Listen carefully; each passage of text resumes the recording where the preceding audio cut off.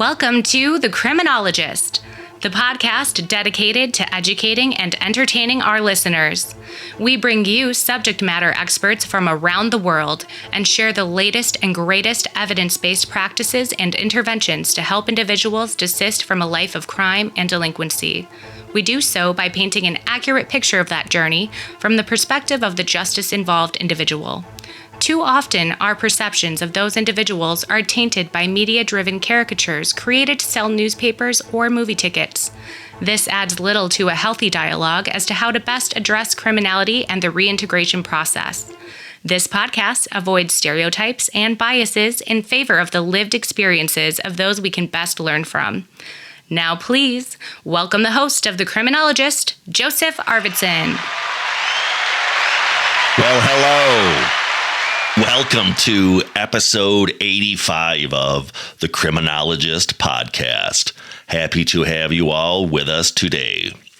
As promised, we are back with my complete interview with Sylwester Matkowski, rejoining us all the way from Poland. And we have solved some technical issues, so as you are all about to hear, we will be bringing you my chat with Sylwester in lovely high-definition sound. Sylwester Matkowski is a PhD student at Adam Mickiewicz University in Poznań, Poland.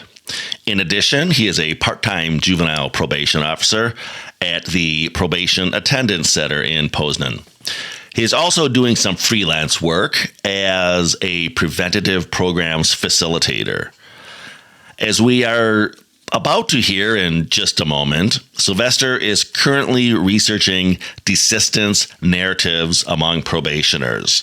His interests include evidence-based practices, the Working Alliance, and training programs in probation.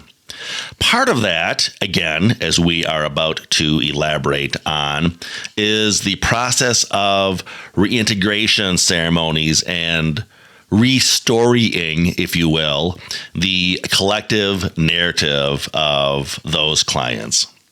I had the honor of meeting Sylwester last month in Barcelona at the International Training School for Core Correctional Skills. Sylwester was a rock star student. We made a great connection, and I am so glad we did.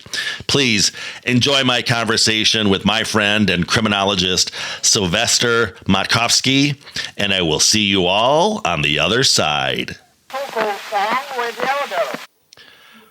Well, welcome back to the show, Sylwester. So glad you are returning for an expanded interview to pick up where we left off last time with your work in Poland. For those folks that didn't hear, we gave them sort of a sneak peek teaser episode last week. Why don't you reintroduce yourself to our audience? Tell them a little bit about your education and your background and where you're at now. Hi, Joe. It's nice to be back. Thankfully, I have the better audio quality now. So my name is Sylwester Matkowski, and I'm a doctoral student at the University of Adam Mickiewicz in Poznań. And professionally, I'm also helping the juvenile probationers to thrive in their local communities. I work in an attendance center, probation attendance center in my city. And I right now my work is centered around the thesis, my doctoral thesis on desistance, and that's the topic I would like to touch today, especially as I'm the most interesting part in the desistance is for me the narrative part.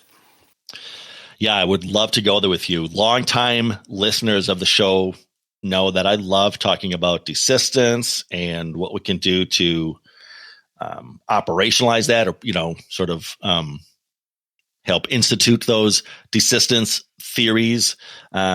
So you mentioned this already. Let's take a deeper dive. When we talk about desistance, there's those different themes around augmenting human capital and building up social capital. But one of the things that I like about desistance, which distinguishes it from the more common risk, need, responsivity framework, is the notion of transforming an individual's identity. And more to the point, how we can do that by looking at what we often call their narrative scripts. So why don't you talk about that? You mentioned that's the topic of your thesis. So let's do a deep dive on, again, just the importance of well, maybe start with talking about just in general, Sylwester, what you mean when you say narrative scripts, and then we'll get more into the details about flipping that script from the condemnation script to the redemption script. No problem, Joe. I will start from the very definition of desistance, because there's a big debate about that. Like we had the primary, secondary, and now we have a tertiary definition, which includes also the community and recognition of the change in the personality of the desisters and recognition of the narrative scripts and the so-called scripts of redemption that the persons achieved. And going from there, I started wondering, Joe, if the two scripts, the redemption and the condemnation script, are enough. I think that they are not. I think that they could be some more in this. So I wanted, and I want to check those scripts, check how the desisters, the juvenile Polish desisters, build their personality around the stories that they tell themselves. I don't know how in the USA, but in Poland we don't have that much of testimonies or positive success stories of the probationers.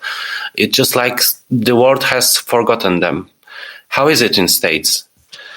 It is similar. Yeah, we rarely look at, like you said, unfortunately we don't look at the success stories. It's the more overt failures that we tend to look at and tend to drive our practices and policies. Yeah. But that's one of the things that initially appealed to me when I was discovering the wonderful world of desistance, was that somebody had the brilliant idea, hey, why don't we ask someone who's actually desisted, what was your process? And learn from that. And as you noted, it really has to do with those scripts. Maybe give, just as you're maybe talking to your students over in Poland, what would you tell our listeners who are unfamiliar with this topic? What would just your sort of elevator speech or your shorthand definition of a narrative script be? How would you frame that to a probation or parole officer when they ask, what do you mean by a narrative script, Sylwester? By a narrative script, I think I would define it as something, some story that has been achieved, that it's the result of the story making of a person that it makes. And this narrative script in Desistance, it usually has some elements that are repetitive. Those elements are like hope for a change.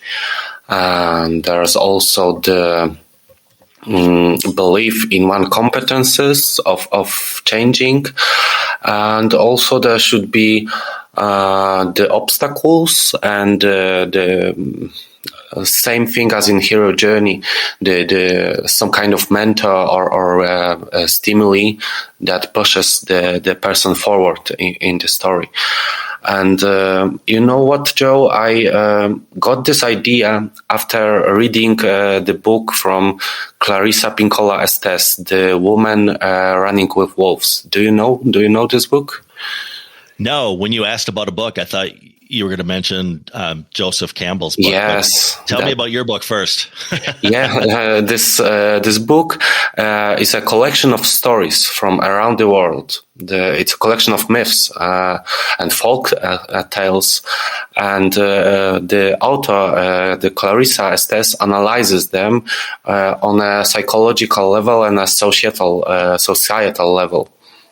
So I had this idea that if we in our everyday tell ourselves the stories, if our brains are also wired for stories, they learn from them, we can actually,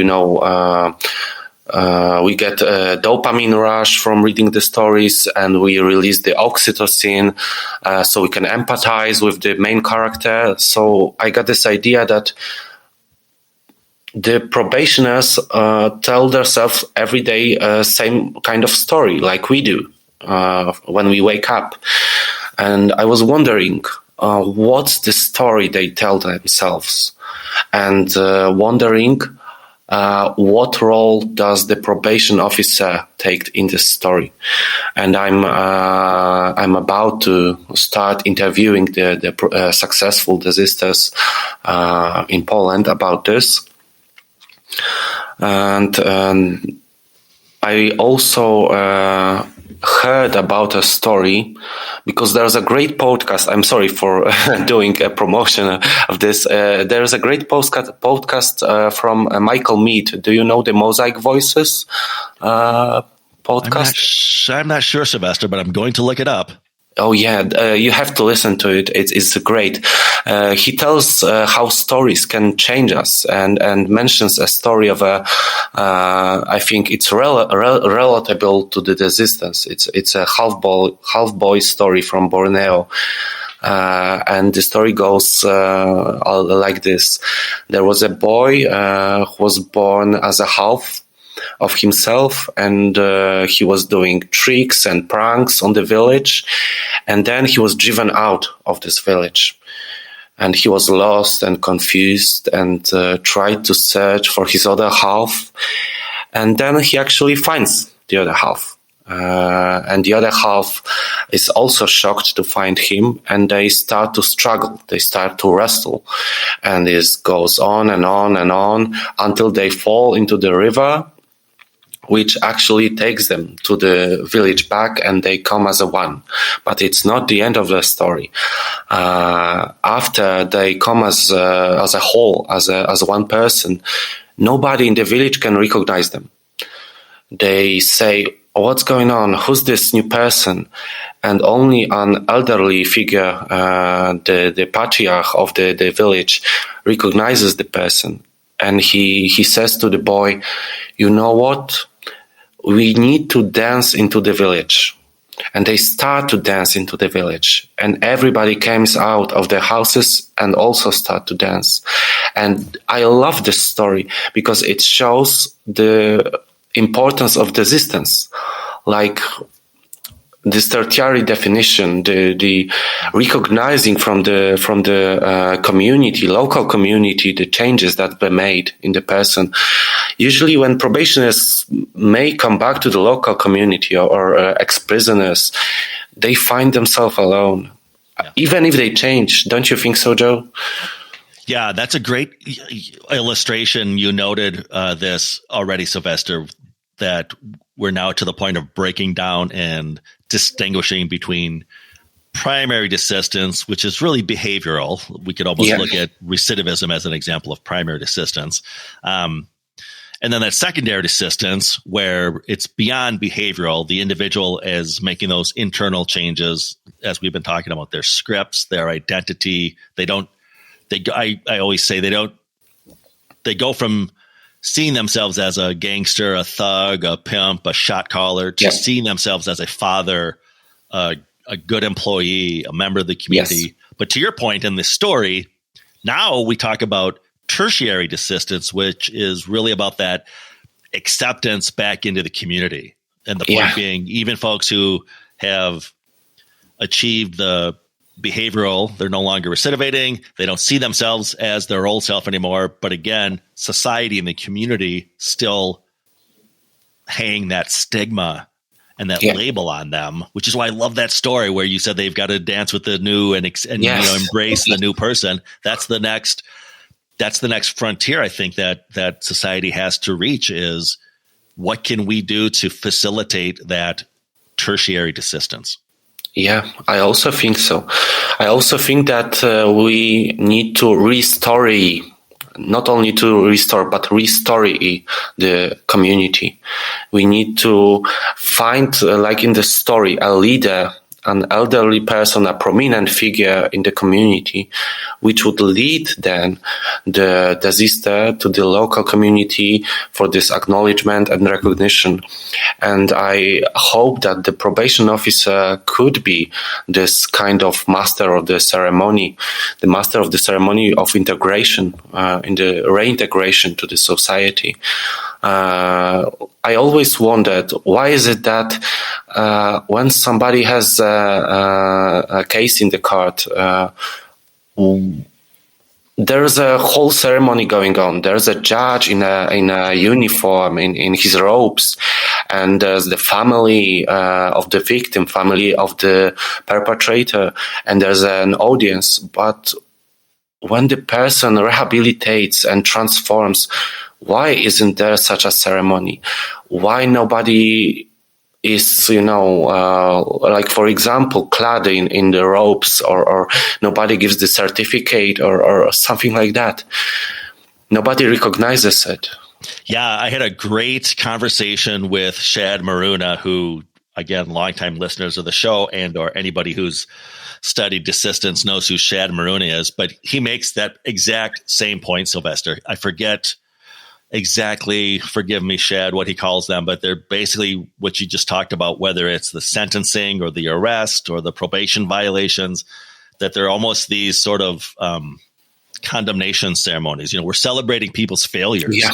And we do it in a very regal or official, like you said, it's the decorum of going into court, and everybody rise when the judge comes in. And yes, but if you look at it through the lens of that individual who's on that journey, every one of those, for lack of a better term, celebratory criminal justice events are highlighting their failures.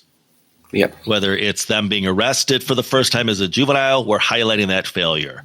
Yes. Whether it's their first conviction, we highlight that. When they come in, those of you who are probation officers or parole officers or criminal justice professionals who've sat in courts and watched sentencing, it's all the pomp and circumstance of that. But again, it's celebrating the failures. And then to your point, Sylwester, on the flip side, we rarely, if ever, celebrate those successes. We don't have, like you said, those sort of desistance ceremonies where we celebrate primary, secondary, and tertiary desistance or welcome back to the community.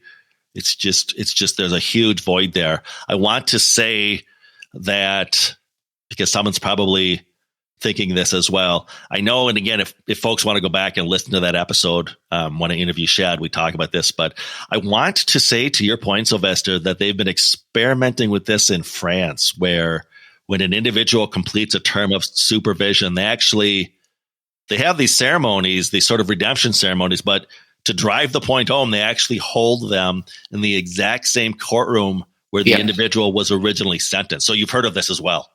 Yes, I heard of it. Yeah. And I also heard of the practice from the New Zealand for juvenile probationers. Did you hear about the conferences? No, please tell. As I read about this practice, when a juvenile goes to the court, it's usually called the conference room, and there's the conference organizer, and not, as you said about the shaming and the celebrating the crime and everything, it's the other way. It's the reverse. There needs to be a prominent figure from the life of the juvenile probationer, like a sports coach or his beloved grandma or anybody that has faith in him. And this figure needs to remind the person of all the good deeds that he has done also. That he's not only in his narrative this new bad person, this criminal, to stop developing this criminal narrative, to squash it before it grows, to remind him that he also has this good part, like the story of the half boy, when he found the good part of his, and then he became whole. So I think it should be something like that should be done all around the world. I want to give some more illustrations in case people are intrigued by this subject matter. So when we talk about those condemnation scripts, as I understand this, Sylwester, and correct me if I'm wrong, but again, if we think about somebody who is justice involved and has been in the system for a while, they are harboring those condemnation scripts, which look and sound like, I'll never succeed in life. I'm a born loser. I'll always be on probation. I'll never succeed. Again, the words kind of say it for themselves. So when you think about a condemnation script, but as you said, those scripts really affect behavior. I could go on and on about how this really sort of bumps up against the line of cognitive behavioral interventions and the importance of cognitive restructuring as well. But it's not just cognitive restructuring, because again, it's not just the thoughts. Again, it's that whole internal.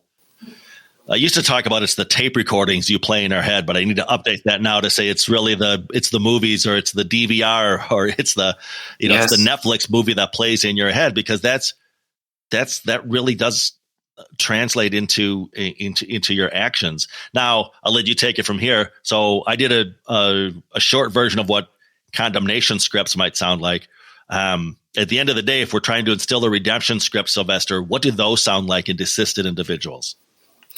Well, as you talked about those condemnation scripts, I got an idea. Why are there so many people with the condemnation script? I told you that our brains are wired for the stories. So a good story that releases dopamine in our brain has the beginning, the middle, and an ending. And as for the condemnation script, we do not have this ending. After the person is released or he's released from the probation or a prison, as we talked before of these reintegration ceremonies, there is no formal ending. So the story goes on and on and on and on. Right. And the person perpetuates, is somehow trapped in the story. Without a proper ending, the brain cannot receive the dopamine. So it tries to, find the ending. But how can it find it when there's no one to lead to this ending? When the probation officers aren't those elderly figure that recognizes and leads the person to local community and changes also the local community narrative, because the narrative is not only personal. In my opinion, I think we need to, as I said before, restory the community narrative about the person. And we could start with the family narratives and the family myths, and then check if we can do something about the neighbors and involve them in the process. Because I think, imagine, when our neighbor goes to jail, we also start to be scared, like he will come back, he might do something wrong. The moral panic and the spiraling of fear starts. So imagine if it was a reverse, if it wasn't like that, if it was like he will come out of the prison and he will be transformed. So we will also gain something from that. We won't have to be scared. And even if something bad happens to us or our family, then we know that the member of our family or of our friends will still be welcomed in the society, in the local community. I think this taking perspective and changing it, reversing it to this kind of narrative from the societal or the local community damnation script to the redemption script could be beneficial to us. And we would also need to use this argument with the policymakers, because they might focus only on the retributive aspects or on the fear of the local community, but they totally forget about the gains, as I told you, that the local community could gain also something from transforming. Yeah, it really does highlight the work that we need to do, Sylwester, on a larger societal basis. To the point you were just making, I've given talks before on this topic of desistance and the difficulty in attaining tertiary desistance. And to your point, I've asked the audience, we really don't have a word, at least in English, for someone who's desisted. And I joke that in my opinion, the closest we have come to that is the term ex-offender. But if you think about it, that's hardly a ringing endorsement.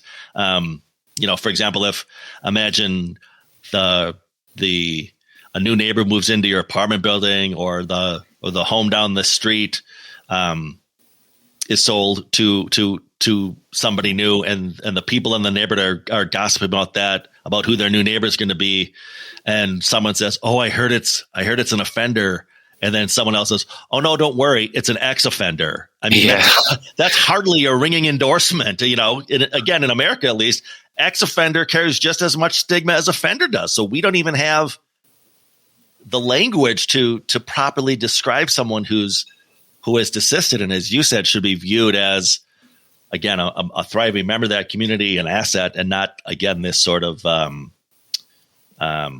pariah or someone who should be ostracized in the community. So again, as a society, we have a lot of work to do there as well. Yeah, that's true. That's true, Joe. And I think it's because of the discourse of the, language and power, as the Foucault said. We need to look also through that lens. In Polish language, we also don't have a proper word for an ex-offender, for the desister. So, but imagine, as for perspective taking, when somebody was fat and lost the weight, do we call him ex-fat? or when somebody has hair and he started balding, do we call him ex-hair people human or something like that? No, we don't. But why do we use it for the ex-offenders? In my opinion, it's just connected to the fear that some of the policymakers want to instill in the community, because when there's a fear, there can also be a hero to, save the people from all the bad things. And as I'm right now writing an article about the rising authoritarianism in Poland and its effects on juvenile, I also started to notice that in the language in the press or TV, the politicians, highly ranked, used that kind of language power connection to the fear and to manipulate people about the ex-offender. So I think that might be involved in this term. And for example, our ex-president, sorry for the ex-president, he said that he will eradicate all the hooligans from Poland, which are instilling the fear in the local communities. So it says about itself, this quotation, this quote of him, and how to manipulate the local community. And we really need to involve media in our actions. So if we want to restore the community, there's also need to be a media part of that. The success story need to be covered on the newspapers, in the TV. Did you see any show or read any newspapers about the ex-prisoners that are thriving in their community? Because sadly, I didn't.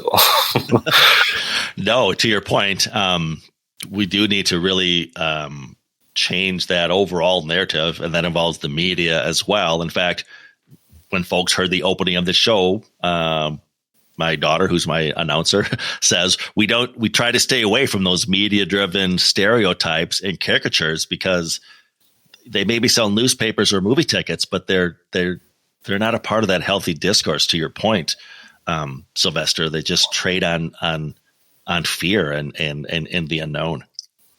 Yeah, that's true. But I think we need to change this. If we want to make this communal narrative change, we can use the media. It shouldn't be our enemy. We need to try at least. Because reading the stories of the ex-prisoners is not something fun in any way. It only makes us fear them. But going back to the narrations, I think we could call this, I use the term, the homophony. It's like singing the same song in unison. So I would love to see the local community, the media, the policymakers, probation officers, probationers, families, friends, to kind of have the same goal of welcoming the probationer or the ex-prisoner into the community. And I'm still wondering how we can do this. And I think I will touch this topic on my on my doctoral thesis, because it's very important. As in Poland, we do not have many trainings on that. I don't know how about in USA. Do you have any trainings on contacting the media about the cases or forwarding the cases? No, it's really a struggle. And again, unfortunately, we have an expression here in the United States when we talk about our media, and the term is, if it bleeds, it leads. In other words, the sensational headlines lead the newscast. So again, we have a tendency to celebrate failures in criminal justice, or more broadly in the human condition, than as you noted, Sylwester, celebrating those success stories, because sadly those success stories are boring and they don't sell newspapers, or people don't turn on the news to learn all about how John Smith desisted from crime and is living a healthy, happy life. We need to kind of turn that upside down. I love the term that you introduced me to, homophony, to kind of talk about all these people singing on the same page.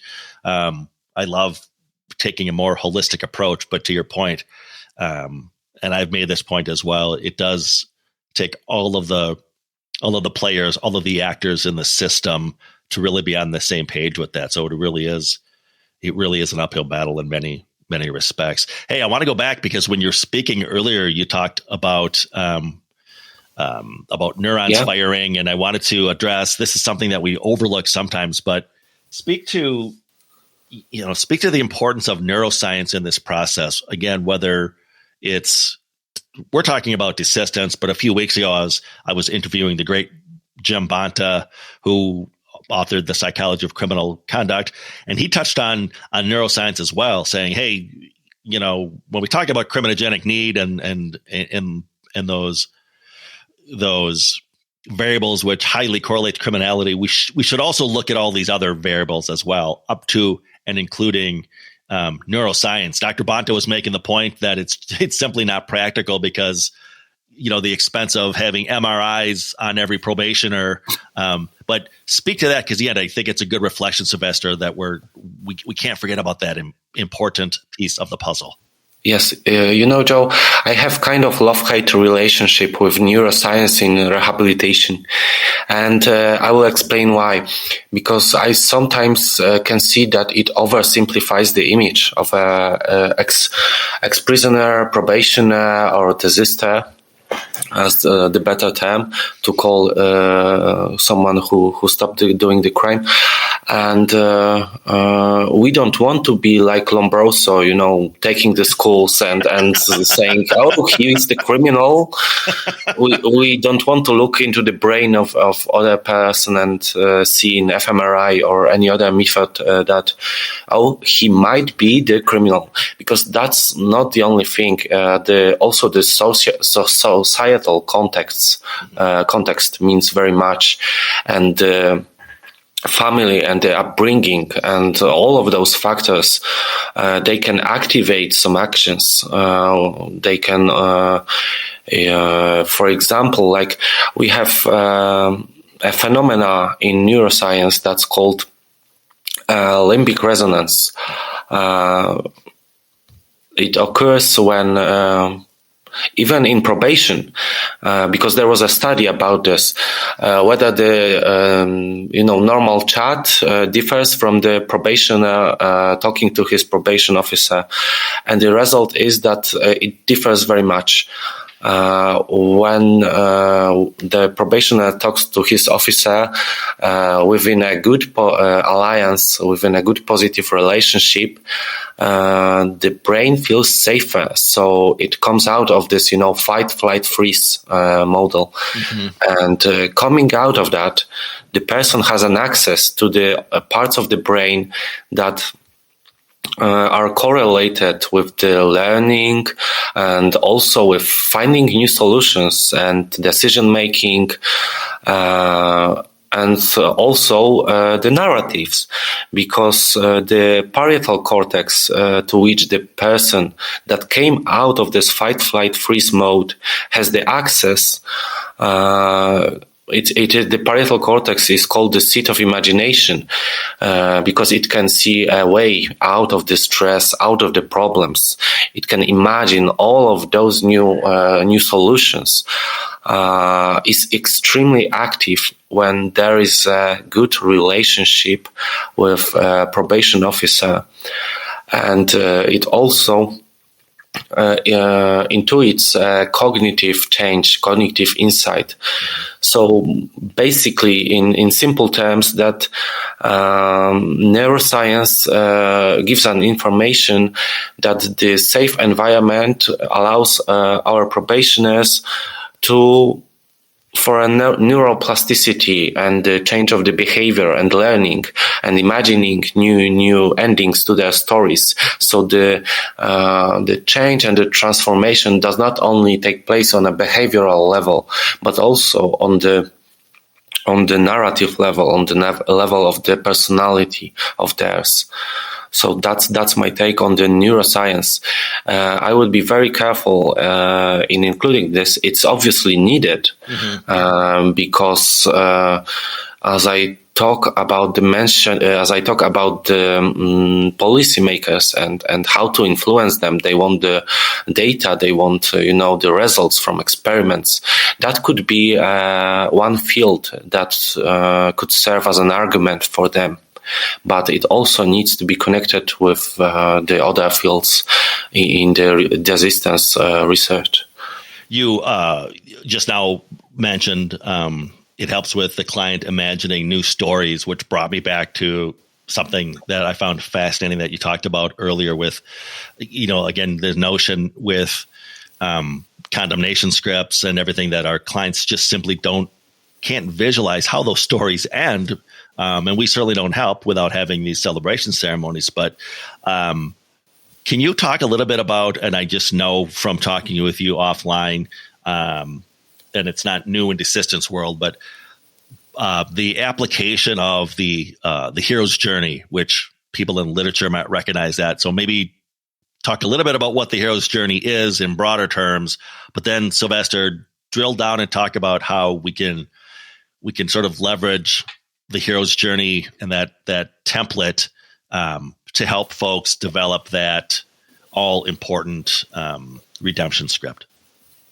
Yeah, so we've been talking for a while now about the narratives, and the thing that helps to organize the whole narrative and to see it clearly is a hero's journey, which was developed and found by Campbell. He also was interested in the stories, in the myths around the world, and he found out that there is something called monomyth, a structure that repeats itself in every story that we tell to others, and we also tell the story to ourselves. So usually there are two worlds involved in this kind of story, a normal world and also the unknown. And as I see it, the normal world is a societal world of a probationer in which he's free. And the unknown world is when he committed a crime, he starts to developing this new personality, new narrative about him being a criminal. So when the probationer starts coming to this unknown world through a crime, which could be called in the means of the Campbell hero's journey a call to adventure, he might meet a mentor. He might meet someone that guides him, but not necessarily in a positive way. He might become a gang member or any other, be under influence of any other friends. And then actually he finds the helper, the true one. After many trials and failures and tests and ordeals, with the help of a person which I believe is and could be the probation officer, he might come through a very important part in this unknown world, which is death and rebirth. The death is not obviously in a literal sense, but in the sense of transforming his personality. Like the half boy which became whole, he also fell into the river, and we do not know for how long he was in this river. But we know that he came as a whole, so it could be considered something like death and rebirth. The water in this story, in my opinion, also signifies the purification or renewal and vitality.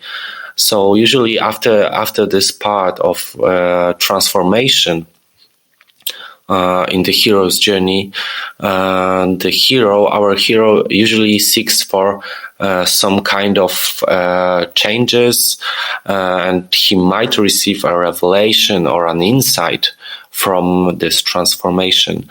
And then after that, he goes on to atone for his misdeeds to his community, to his society, and usually comes back to this village he left, or as for example in Lord of the Rings stories, Frodo came back to the Hobbiton, to his village, and he returns changed and with a gift. And I think as for probationers, this gift could be this restoring of the community narrative, because when we see someone that has transformed, he does not only frees himself, but he also frees us from our own prisons, frees us from the prisons of our misconceptions. So this could be the gift that he wants to give to the community. Sometimes the desisters, not sometimes, many times, we call it a generativity. So they want to pay back to the society. They want to repair. But I have some critique also for the hero journey, because it's in a form of a circle. I think it could be in a form of a spiral for a probation officer. So he does not come back to the same point where he started, but he is another person. He comes renewed and with a new knowledge. And he comes back with a new personality, which is an asset for him, that he does not want to lose it. He does not want to lose it again. So that would be my take on the hero's journey and the phases of that journey. Yeah, that's a great summary, and I love your reframe from the circle to the spiral. You mentioned in your reply Frodo and Lord of the Rings. Yeah. If that story resonated with any of you listeners, just as a bit of background information, Joseph Campbell's book, The Hero with a Thousand Faces, was also read by George Lucas, who really used that as his template for Star Wars. So if you could plug in Frodo, you could plug in Han Solo, but again, it's that same process which Sylwester just did a good job of outlining and overlaying how that might look for a justice involved individual. If you listeners just simply Google the hero's journey and click on images, you'll see the circle that Sylwester was referencing. But I love what you said, Sylwester, that it should be more of a spiral than a circle. And it really serve as a great roadmap. I know there's a fantastic agency I'm aware of out of London, called Spark Inside. And they actually use the hero's journey as the framework of the great work that they're doing in the United Kingdom with Desistance. Anything else on? I could talk to you forever on a variety of topics, Sylwester. But anything else as far as again that narrative script and flipping that script from condemnation script to that of a redemption script? I think that as for now, maybe not, because I'm also searching for some answers, the concrete answers, how to convince people to start seeing the narrative part of Desistance as something important, because it's hard to measure. It's hard to have data on that. But that will take place, and in my research and in conceptualization of that, I will try to seek the answer. If I get them, I will call you. Well, thank you, my friend. I would appreciate that. But to your point, I think that really is the struggle. And I know you're in academia, and as you know, there's always this struggle between qualitative and quantitative. And I think we've done a really good work, again, with the risk needs responsivity framework, looking at that hard data, so to speak, but not so much that data that, again, incorporates stuff like the narrative script and the stories that desisted people tell, and again, trying to draw out from that the value added of how we can leverage the expertise of those with lived experience to help those who are still struggling and still on their pathway. Sylwester Matkowski, I can't thank you enough for coming back to the show, and I hope you return, because again, there's so much more we could talk about. I want to really go back next time. Maybe next time we can do a deeper dive on and have a longer conversation about the state of probation in your home country of Poland. How does that sound? Yeah, that would be great. I'm really eager to talk about the diagnosis part, because it's very important. And right now there are many voices from the researchers that highlight the importance of the positive diagnosis, which is not included in Poland. This could be a great topic, Joe. It also could be framed in the frame of Desistance, the positive diagnosis, as you told, the GLM model. We could also think how to include this. Yeah, when we talk about the Good Lives model and again, these other desistance models which are emerging. Sylwester, my friend, we're going to have you back on the show very soon. I can't thank you enough for your time today, though. Thank you so much, Joe. It was a pleasure talking to you. All right. Thanks, Sylwester. Big thank you once again to my friend Sylwester Matkowski for sharing his insights with us. I have left a link for some fascinating material that Sylwester sent me in the episode show notes of this podcast. I encourage you all to check that out. Really good stuff this week as Sylwester unpacked for us what we often refer to as our clients' narrative scripts, and also for introducing, to some of you at least, the hero's journey template and how we can steal from Joseph Campbell and his monomyth in our attempts to put into place some of these desistance concepts. Back next week with a fresh episode, I will be interviewing Brian Kane, founder and president of Social Profit Corrections. Brian will be sharing with us all his very unique business model when it comes to corrections in the United States. In the meantime, you may contact the show or reach out to us through our website, theparagongroup.llc.com, for training or presentations as to evidence-based practices or implementation, or, of course, the topic of desistance from crime.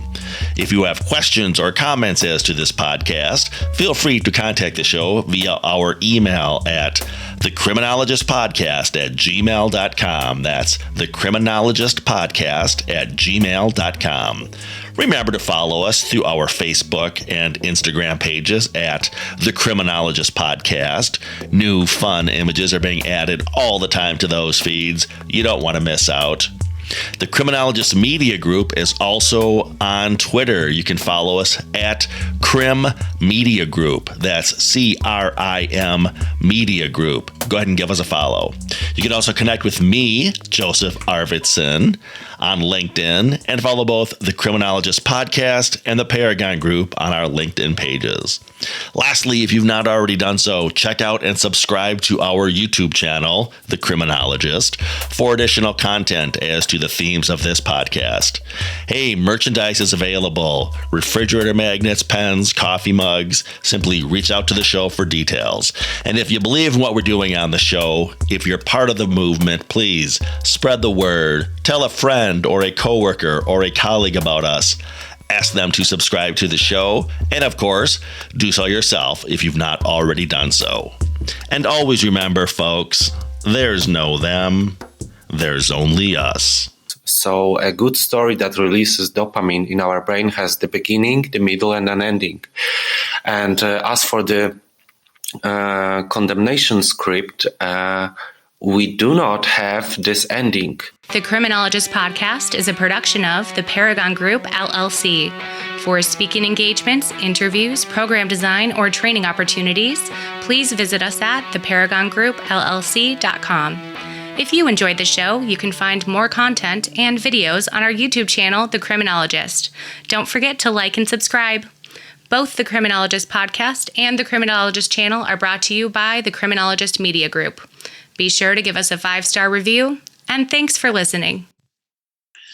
The thoughts, statements, and opinions of the host and cast members do not necessarily reflect the views of their employers and are those of the host and cast themselves.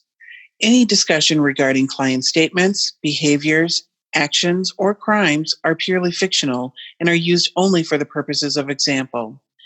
Any examples that could be deemed to be related to an actual individual or individuals are incidental.